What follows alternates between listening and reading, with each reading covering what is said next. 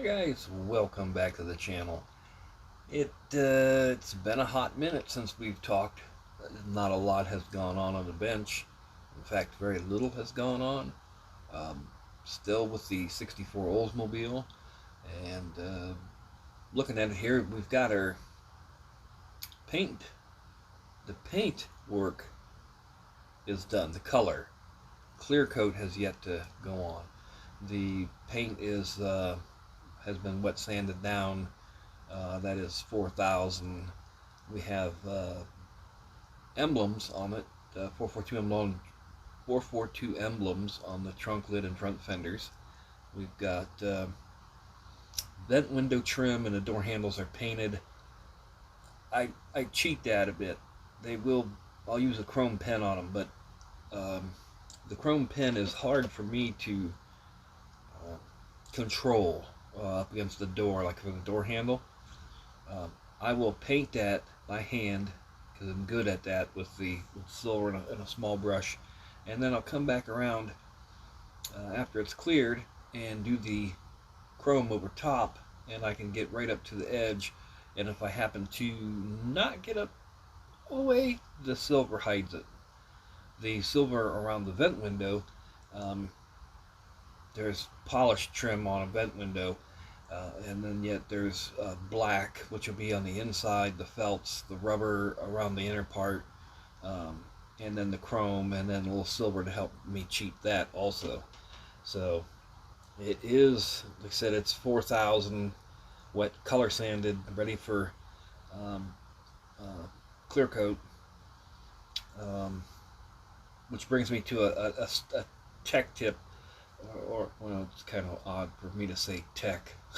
It's a tip. Let's just say it's a tip. Something that I do before I paint. I had always used the tack cloth, the sticky tack cloth, and you just wipe it over gently, and it picks up dust. Um, this up here, where I'm recording right now, is where I paint. There's a booth behind me that vents out a window, and it's still very dusty, even though we clean like crazy and vacuum, and it's still a lot of dust. So before I paint one, I use a Swiffer cloth, the Swiffer refill for the dusting deal, without fragrance, without anything on it, just a standard Swiffer. Go over it real light. It's like a magnet to the dust. I use one on the booth, around the area where I'm going to be painting, one on the body, up inside, over the top, and that seems to work pretty good. Um, we've got the firewall is done, the heater, the blower motor, got some chalk markings on there, some assembly chalk markings, the wiper, the booster, the master cylinder. Uh, Playing around with the wheels, I'm like, that is the front wheel. On here is the wheel that comes with the kit, and I've been looking at that versus some of the mags that I've got. Or like I said, we're going for a day two look on this car. I did get my vent figured out and made one up, thanks to somebody who commented about round stock, and that is in there. We've got some gauges going in, like say day two, a gauge trio and a tachometer. Now the interior tub, I jumped ahead of myself and I glued a dashboard in, which I shouldn't have done. I should have kept it out so I could play around with the placement of the gauge trio under the dash and where I'm going to put the tachometer. The tachometer could go center of the column. There is an empty slot there. The speedometer is up higher. There's nothing much low there. A little red dot to the left of the horn button up there, upper left. That'd be the brake light on an Oldsmobile dash, and then to your left of that is lights and wipers. You've got heater controls to the right of the steering wheel. You've got a cigarette lighter and the ignition, the key switch to the right. and then the radio all the way over at the end there. So you could put the tack up there, center up on the column, or at the very top of the console. Now that you'd have to look way down low for. If you've seen other Buick Olds and Pontiac products in the 60s, they had a gauge down there, but it wasn't a tachometer. That was where they would put the vacuum gauge, and vacuum gauge is what they used then for a lot of tuning, tell you how the car is running, performance wise. You could use it for economy, to gauge yourself economy wise. I don't think a lot of people in 64 were using it for economy, but you would have a vacuum gauge down there. So we could put it down there in the place of that, but realistically it'd be a pain in the butt to read. So probably it's going to go up on that on the column. Let's see, day 2, this kind of stuff for that car, and that's about it for the 442 right now. Like I said, not a lot going on the bench. We've been really a whole lot of other stuff going on. But we do have some stash ads to look at, so let's check. All right, the first stash ad just came the other day in the mail. This was an eBay purchase. A Ferrari 512 Berlinetta Boxer. These cars were produced to 79 to, boy, I really don't know, 83, 84, I want to say. Not for the American market. These cars were 12-cylinder, and were a little tough to get by emissions. So Ferrari said, scrap it. We'll send the V8 cars over and the 12-cylinder cars elsewhere. But a lot of them did make, people brought them into the country after the fact.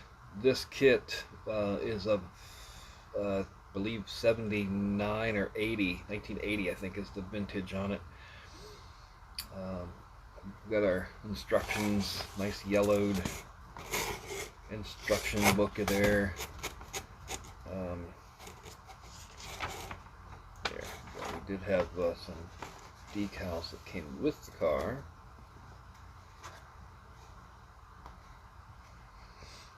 License plates, gauge faces, and some emblems. ESCI. I did not know of ESCI until I saw this car and I looked at them up. Make a bunch of European cars, but what better place to get a Ferrari than by an Italian model maker, right? So has to be good, right, guys? I've been looking to broaden my horizons and expand my whatever bullshit thing you want to say. But anyway, foreign cars that we don't have here. Pirelli tires, of course, for an Italian car. They're all 4 in there. The whole thing's bagged up. It was the box was opened up, but it wasn't out of the bag. So you've got the body in red. There's black. I think everything else is basic black in there. The clear windows and that are inside. And I have to check because I know little about the cars. I know very little about the car. In fact, they show now headlights do flip up on this, but the marker light here is seen here. On everything I've seen, that marker is amber, a big orange amber lens, and this grill piece is like a stainless steel, like that. But I don't know if that's a European version that I'm looking at, probably here with the small marker light on the fender. I guess they would all be European in other countries because they didn't come here. But I'll have to look that up, guys, and see what the deal is with that. Looks like a decent kit. It has some engine detail to it, not a lot. Uh, but a complete kit and a bargain. I won that auction at, I think, $6.75. It cost more to ship the car to me than it did for the kit.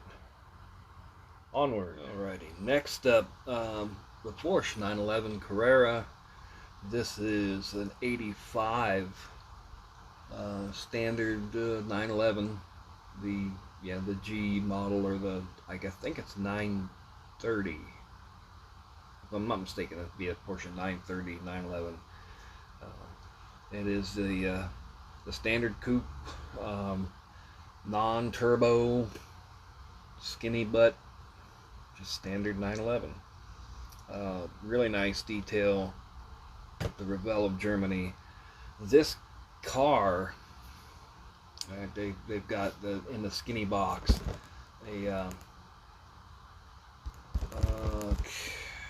is it cabriolet, or what am I wanting to say? It's a convertible. No, it's not even that. It's a oh shoot, guys, there I am. Anyway, it has the Targa top, and it's red on the box, red plastic, in these skinny boxes. They do make a regular box version. Seems to be a little cheaper, but this was in my hobby shop, and I had wanted one. Now, they've done these cars before. Revell had a turbo version out in a regular box that was, your standard model price right before Revell had their changing of the guard, whatever they did, and it would have been the wide car then, like an 87. Still a 930, still a G, but it's the wider hips, the whale tail, the intercooler up top. This again, I'm a pain in the ass getting all the stuff out of this box to show, but if you've seen the other kit in this, they're pretty much the same parts, besides the body and the intercooler, turbocharger, stuff like that. So I had wanted one. It's got the headlights to do, US version, which they call the sugar scoop, and then the H2 or H4, I forget what they call that, the European, the headlamp. You've got a dashboard for right and left hand drive. On the box you can see that as a optional little spoiler. You can use that if you want. They did have spoilers on these cars without turbos. There was the turbo look option, so there's that. It has the Fuchs wheels, and it's nice. It's a nice kit. Again, looking to expand my mindset and build other things than muscle cars. So this, well, again, what better to build a German car than Revell in Germany, right? Alright. Well, that's kind of dumb of me. I could just show you this side of the box too and give you a better idea of what's going on. You guys have probably seen these around, but if you haven't, there's the parts stretched out. Interior detail.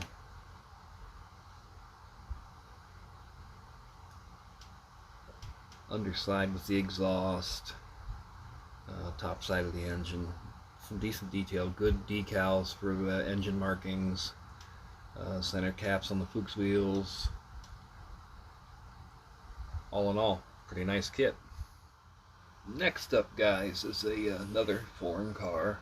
This one doesn't follow suit of the other two, as it's a British car, Mini, but it's a Japanese model maker. It's Fujimi, and this one, I had wanted a Mini, not necessarily this Mini, an early 60s version of the car.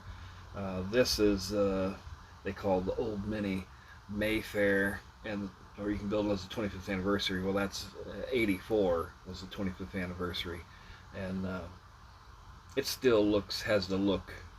You can put the older style dash in it, or a little updated for the 84.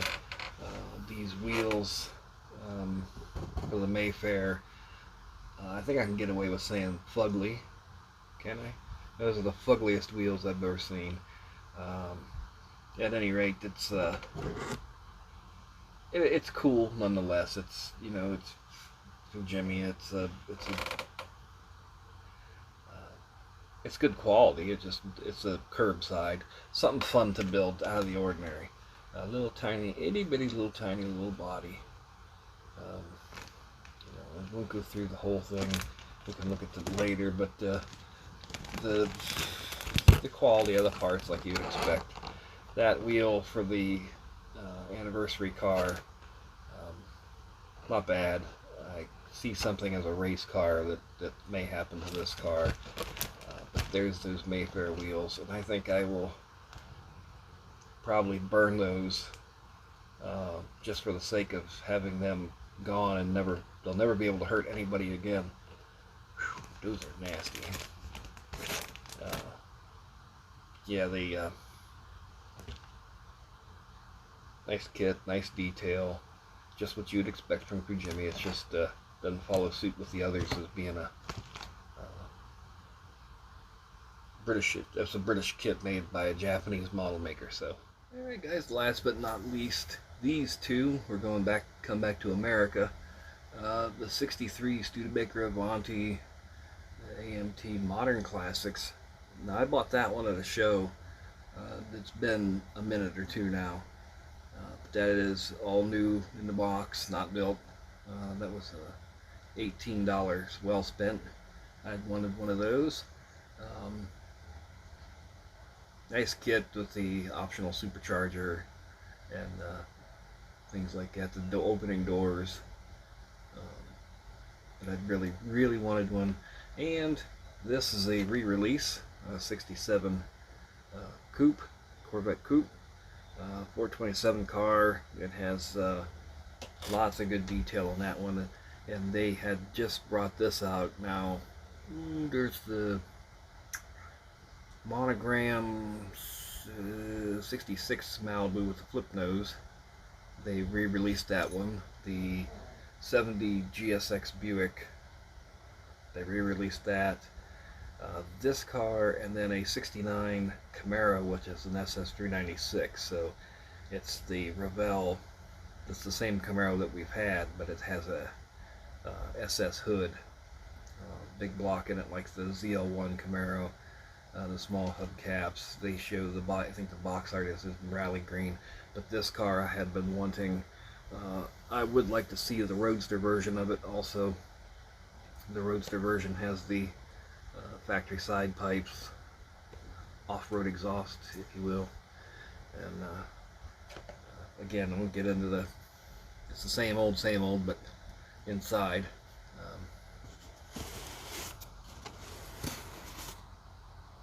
This kit, it always killed me because of the tires that come with it aren't authentic, and then you get decals for red lines. We have red lines, all the red lines we can handle now, you know, aftermarkets and other out of other kits, but it's the same as it was before. So no letdowns other than, you know, tires kind of suck. And the Avanti with its doors open, good looking car. Alrighty, guys, that's about it for this time. You can see that although I hadn't been building, I've been buying. The disease, the sickness is real. Appreciate everyone for stopping in. We're still working on our shop truck build, the 64 442. Once this thing is cleared and then finished up out the door, we're going to go full steam ahead on the truck. And appreciate everyone for stopping in, and as always, we will see you next time.